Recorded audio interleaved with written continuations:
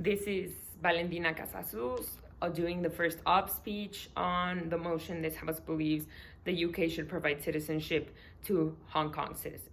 A world where China can strip people of their rights is dangerous, but a world in which a colonial perspective is more valuable than the perspective of a 15-year-old that has been continuously fired upon by her government simply because she stands for the principle of democracy is a world that is much more dangerous. A few things throughout my speech. I will be responding to the substantive created by the proposition team and presenting my own two arguments. On their first principle, in which they tell us that Hong Kong wants democracy, we respond, what is the democracy that proposition is arguing for? We believe that on their side of the house, they are arguing for the colonial imposition of democracy. And on our side of the house, we are arguing for the local imposition of democracy, in which we tell us that we have to, in which we tell you that we have to empower this local movement, that these local voices are a lot more powerful because of the fact that they take into account the needs and the context of the protesters themselves, and therefore provide greater benefits to the people of Hong Kong, which leads me to my stance, in which we tell you that local democracy leads to extended, lasting stability, which is what we argue for within this motion. We agree on their definition of citizenships, yet respond to their stance, in which they tell us first that change needs to happen now, right? We respond with two things. First, the context of the movement. The democratization movement within Hong Kong has been happening since the 2003 protests against national education. We tell you that this movement has to be long-standing because of the fact that it is deeply rooted. And second of all, we tell you that yes, this change does need to happen, but further infringement on autonomy is not the way to go. They ask the question, why the UK? In which they tell us about their principled basis for intervention and their obligation, right? But we respond to this by saying to look back at the history. Colonial rule within Hong Kong created a dependency and exploitation on locals that today is present within the structural issues of society. High living costs, lack of job opportunities, and rising income gaps have come as a result of this colonial economic system. And their second substantive, in which they tell us that we cannot define the debate on the Chinese response. We tell you that we absolutely can and we absolutely must. Why? Because of the role that the Chinese play within Hong Kong, right? We tell you that the Chinese are a huge threat to the Hong Kong protesters themselves, as we have already seen evidence within the protests right now, right? But second of all, the principle that the Chinese have shown that they are capable of damage, and completely dismissing this large capacity leaves out a key stakeholder in the debate. On their criteria, we agree principally, but we would like to add the democratic principle, right? In which we tell you that the protests argue for more democracy and more autonomy. And because of the relevance of these principles, we believe that they are key for the debate. On their arguments, in which they tell us first about the principled obligations to intervene due to the conditions of the handover. We tell you to look back at the facts. This was a consensual and democratic handover because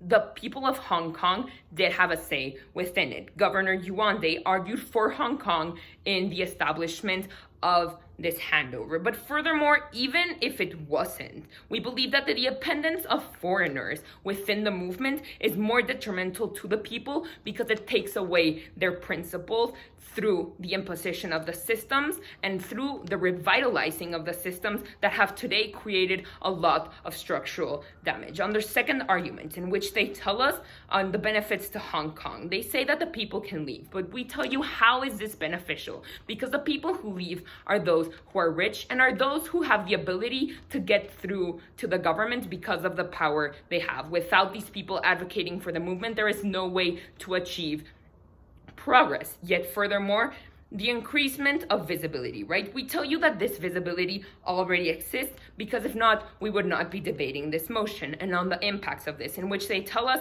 that there will be further incentive for intervention. We tell you that this intervention is bad because of the fact that it undermines the local movement. And furthermore, the limits on Chinese aggression, in which we tell you that we will be exacerbating these limits because of the infringement of sovereignty, which leads me to the presentation of my first The effects to Britain lead me to the presentation of my first argument, in which we tell you that we invalidate democracy. In the 1962 Voting Act, the British citizens took away the ability for Hong Kong citizens to migrate to the UK, revoking their citizenships. Directly contradicting this measure today undermines the legitimacy of the government and threatens the establishment of democracy. Why is this true? Because government contradictions, no matter their intentions, undermine their legitimacy and are ineffective. Right now, we see the UK in a very problematic context due to Brexit, right? But how does this play out, or how do these contradictions look like? We see this example in the bureaucratic system within the United States, in which policing both the conservatives and liberals within the House is what is pushing back so many important policies on human rights, equal pay, and gun rights, for example.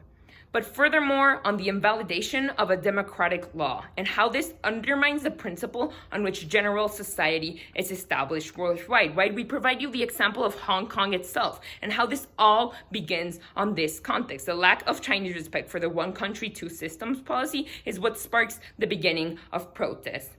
So why is this important? Because the citizens of all countries have a right to democracy, and undermining this principle undermines the basis of representation throughout society. Yet arguing on the side of the proposition team, right? We tell you that if the UK wants lasting help for Hong Kong, it needs to be stable first, and this furthermore exacerbates every single one of their problems, responding to the point of Britain presented by the proposition team. And on my second substantive, in which we tell you that the disrespect for Chinese sovereignty provides justification for war and allows for the implementation of a system of indirect colonial rule. International sovereignty is synonymized with autonomy, and violating that means a threat to the legitimacy of the government and its ability to rule over its citizens. We see this example in the Russian intervention on Crimea, which up until today cannot rule upon its people. Yet furthermore, the problems on the reactionary policies for indirect rule in China. And then how does this look like? In the 1540s, when the Pope claimed ownership of Christians within China, Hideyoshi, the emperor at the time, killed over 20,000 Christians and expelled all missionaries. Under the proposition's model, the British would be claiming ownership of essentially Chinese citizens, and the threat on the Hong Kong people would be a lot larger. Responding to the point on the benefits to the Chinese people. There will be no benefits because violence will be further exacerbated. Essentially, the status quo is terrible, and we do agree on that, but the retributive threats posed to the people themselves are a lot more significant. Chinese are unregulated and not intimidated by international pressure, as we can see in the US-China trade war, for example. Avoiding actions such as the ones in Xinjiang on Uyghur Muslims on the people of Hong Kong is a priority for the opposing team. Defending the people of Hong Kong and their safety is essentially what this motion asks us to do. The props case does everything but that, and our case defends the principles of democracy and the rights of the people within Hong Kong. Vote opposition.